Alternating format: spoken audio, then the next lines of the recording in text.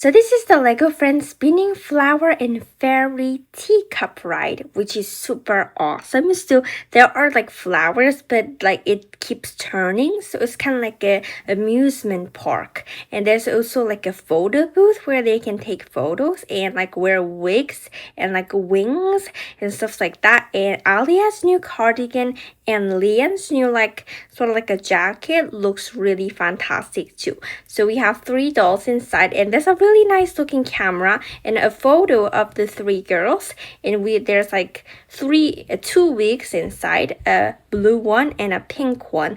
And so the flower looks really big, and there's also like a little bug attached to it, and you can pay the ride with your phone, which is super nice. And like 2 people can ride together, and they can also take like photos for like souvenirs, which is super awesome. So there's like a pink one and a blue one. So it kind of looks like a teacup, I guess, but it's like a flower. Anyway, this set looks so wonderful, and I can't wait to see it. So this is the end of the video. See you next time. Bye bye. See you next time. Bye.